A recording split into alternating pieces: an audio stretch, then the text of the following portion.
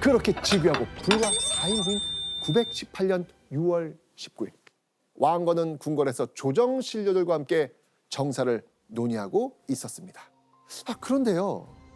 왕건이 한창 열정적으로 신료들과 의견을 나누고 있을 때 조정 신료들의 얼굴이 사색이 되는 충격적인 일이 벌어집니다. 도대체 무슨 일이 있었을까?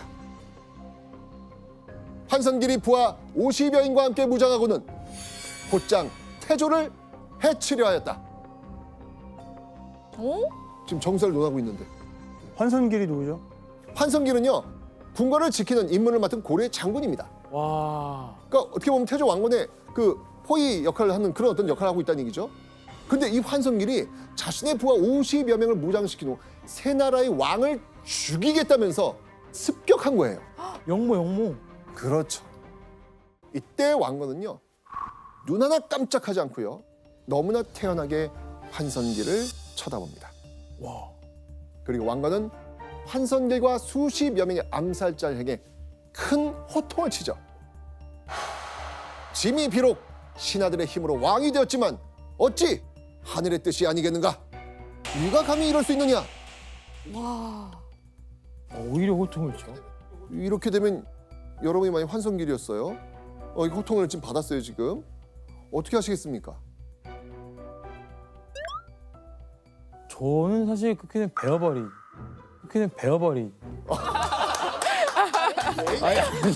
예의 터부에 아니 저는 무장했으니까 말을 진짜 안 듣네 이렇게 하고 곧장 뭔가 했을 것 같아요. 곧장 뭔가. 네. 그러려고 온 거니까. 그렇죠. 그런데요, 이 환선길이 생각이 많은 사람이었던 것 같아요. 왕건이 절체절명의 상황에도 너무 당당하니까 환선길이 좀 당황한 거예요. 그러면서 이렇게 생각한 거죠. 혹시 주변에 매복한 군사 있는 거 아니야? 깜짝 놀란 환선길은요, 재빨리 부하들을 데리고 불이나게 도망갑니다. 그렇다면 진짜 매복한 군사가 있었을까요? 있었어요? 없었어요.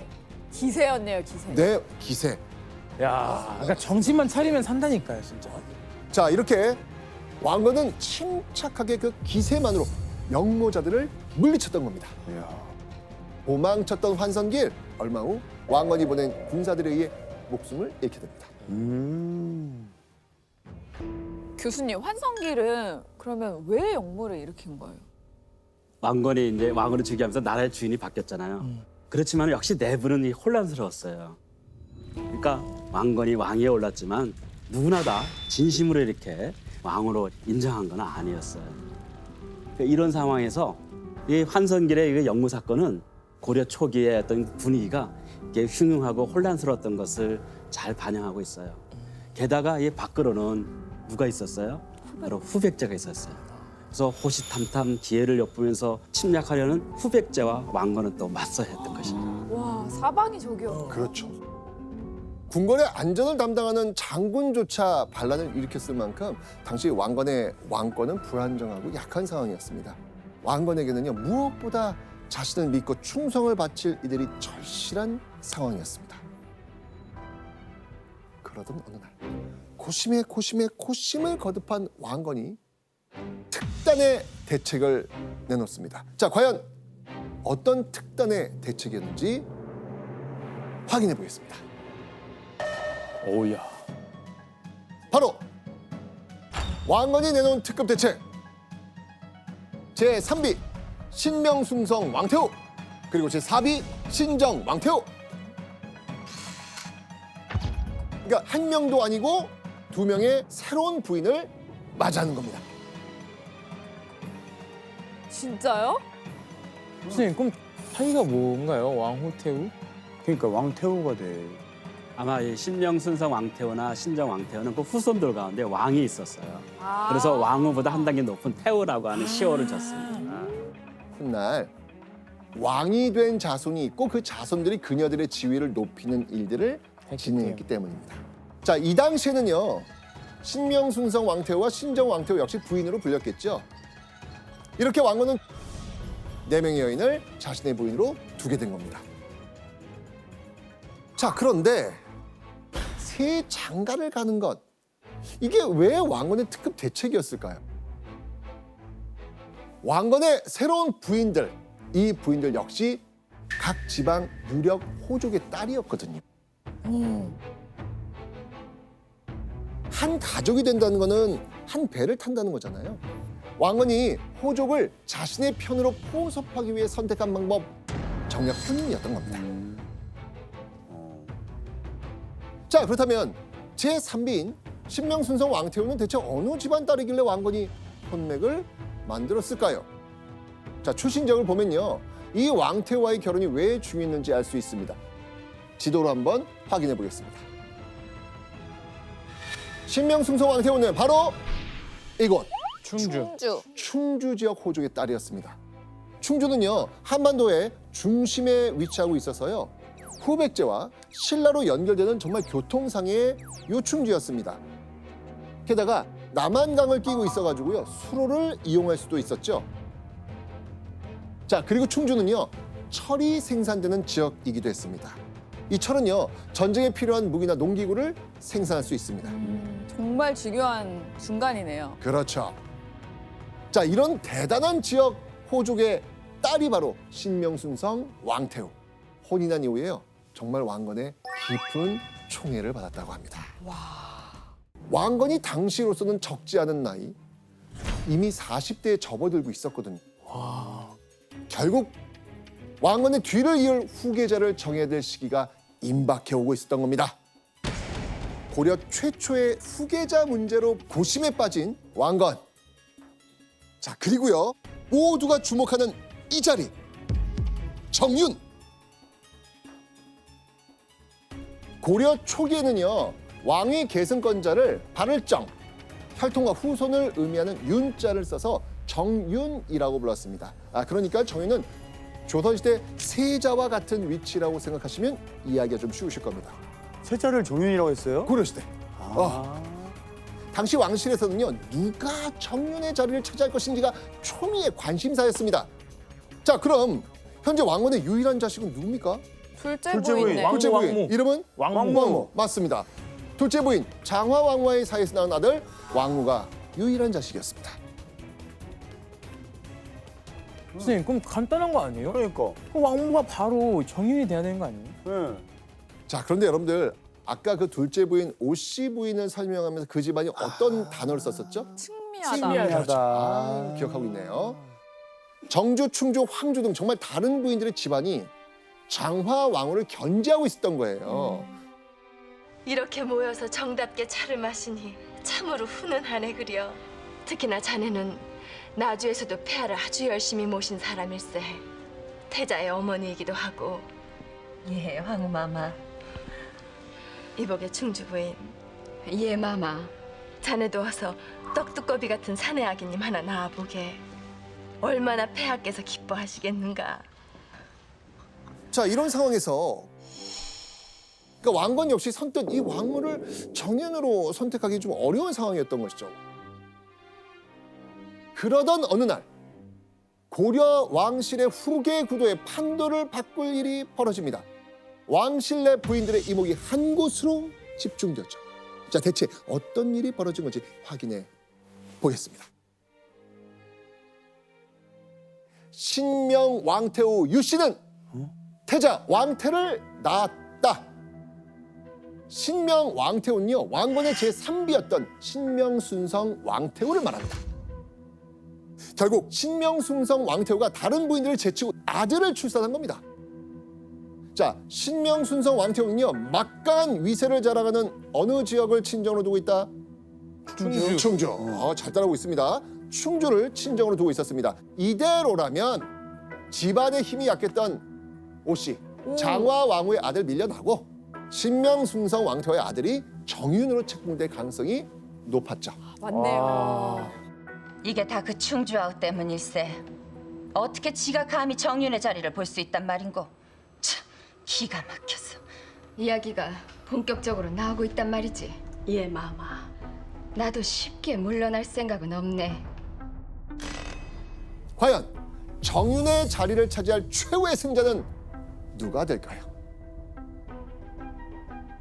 맏아들 왕후와 둘째 아들 왕태의 이파전이 계속되던 어느 날, 자 그동안 호족들과 그 신료들의 눈치를 살피던 왕건, 이 왕건이 신료들과 정윤의 자리를 놓고 열띤 논의를 이어가고 있었습니다. 맏아들인 왕무가 정윤이 되어야 합니다. 아닙니다. 가문이 출중한 둘째 아들이 되어야 합니다. 이렇게 아주 의견이 계속 충돌하고 있었죠. 바로 그때 한 신료가 왕건의 앞으로 뚝 나섭니다. 그는 바로 고려에서 용맹하기로 이름난 장군 박술희였습니다. 이 박술희는요, 당시 고려에서 관료가 받을 수 있는 최고 품계인 대광의 자리에 오른 인물이자 왕건이 깊게 신뢰하는 측근 중 한 명이기도 했습니다. 지금까지 박술희는 누군가를 정윤으로 지지한 적이 없는 사람입니다. 그런데 앞으로 나선 박술희가 왕건에게 이렇게 말합니다. 이제 폐하께서도 두 분 태다마마 중에서 정윤을 정하셔야 하옵니다. 폐하의 맏아들인 왕무 태자를 정인으로 삼으시옵소서. 왕무를 왕무. 신료들은 왕무를 향한 박술희의 갑작스러운 지지에 깜짝 놀랍니다. 그렇다면 박술희는 대체 왜 갑자기 왕무를 뜬금없이 지지하고 나섰을까요? 자, 그 이유를 좀 알기 위해서 시간을 거슬러 올라가고 정윤의 자리를 놓고 논쟁을 벌이기 전에 장화왕후, 오시부인, 네. 이 장화왕후가 비밀스럽게 누군가를 부릅니다. 그 누군가는 누구다? 박술희였어요. 장화왕후는요, 심상치 않은 눈빛으로 박술희에게 무언가를 내밉니다. 폐하께서 제게 직접 하사한 물건입니다. 물건을 확인한 박술희 화들짝 놀랍니다. 왕건이 선물한 물건의 정체는요, 고려의 왕만이 입을 수 있는 옷. 왕건이 왕만 입을 수 있는 옷을 선물했다라고 한 건 장화왕후의 사이에서 낳은 맏아들 왕무를 자신의 후계자로 삼겠다는 뜻이 담겨 있는 거예요. 네요. 네, 그렇죠. 유일한 거니까. 그렇죠. 박술희는 그런 왕건의 속들을 바로 이해하고 조정해서 왕건의 마음을 대변해서 왕무를 지지하는 의견을 냈던 겁니다. 확실히 이해가 됩니다. 드디어 자신의 뒤를 이을 후계자가 생겼다는 생각에 든든해졌을 겁니다. 하지만요, 왕건의 계획은 이게 전부가 아니었습니다. 왕건은 더 원대한 그림을 그리기 위해 철두철미한 계획을 세우고 있었죠. 왕건이 그리고 있는 큰 그림 무엇인지 한번 확인해 보겠습니다. 자, 뭐야? 잠깐만요. 글씨가 너무 작은데요? 잠깐만.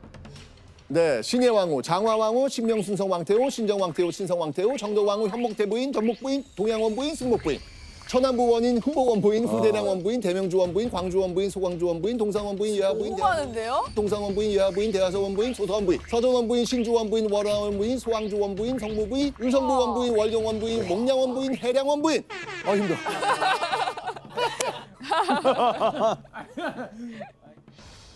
자, 그러니까 신의 왕후부터 마지막 부인까지 29명. 와. 왕건은 29명의 여인을 드릴 때까지 혼인 정책을 통한 호족 포섭을 계속해서 이어나간 겁니다. 자, 그리고 여기서 한 가지 짚고 넘어가야 될 점이 있습니다.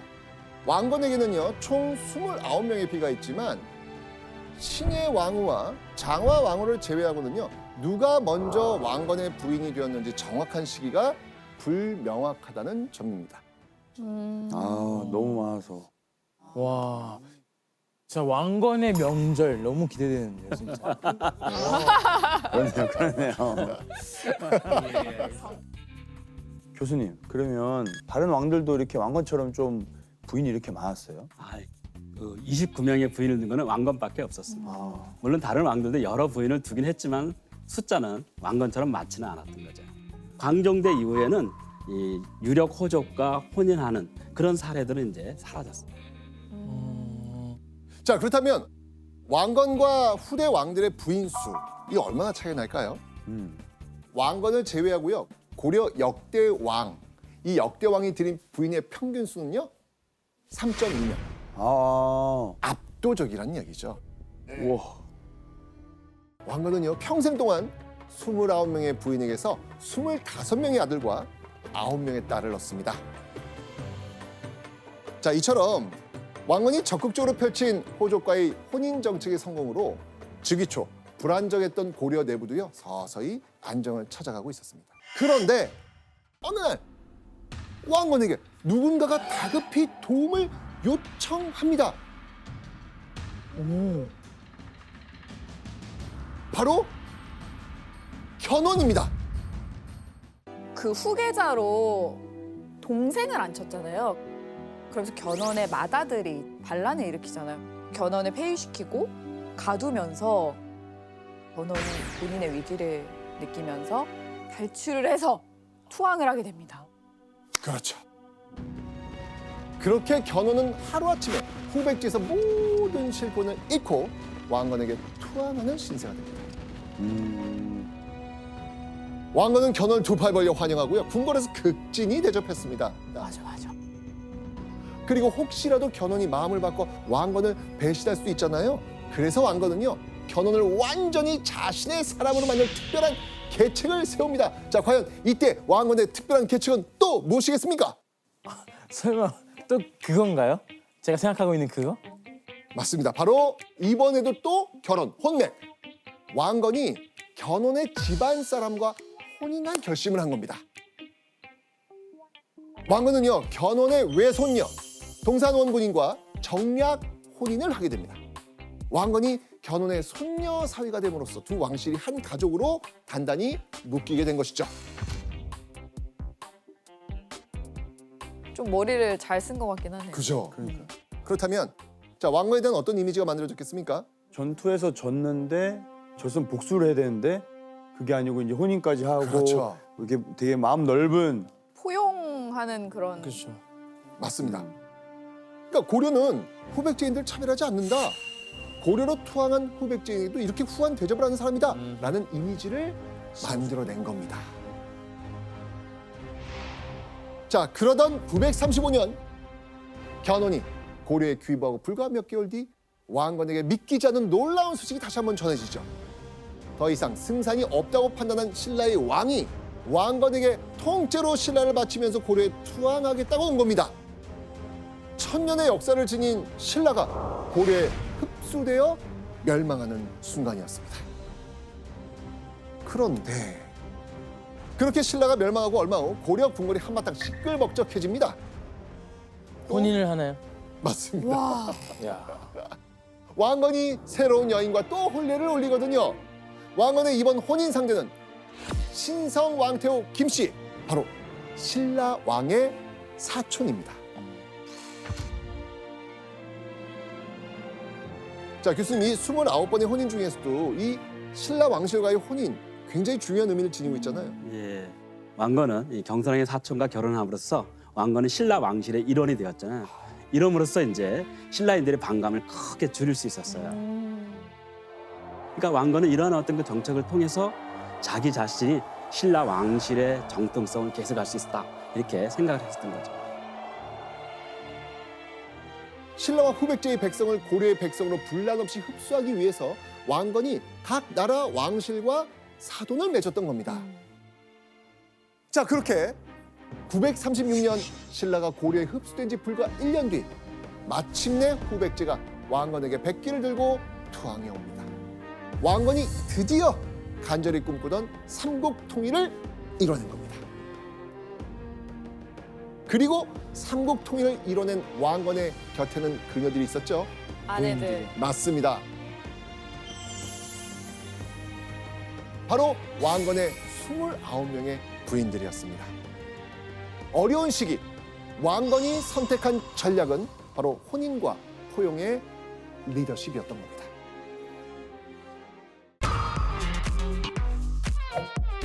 프랜차이즈가 그렇게 쉽게 되는 건 아닌데. 사장님 나와라 오바 사장님.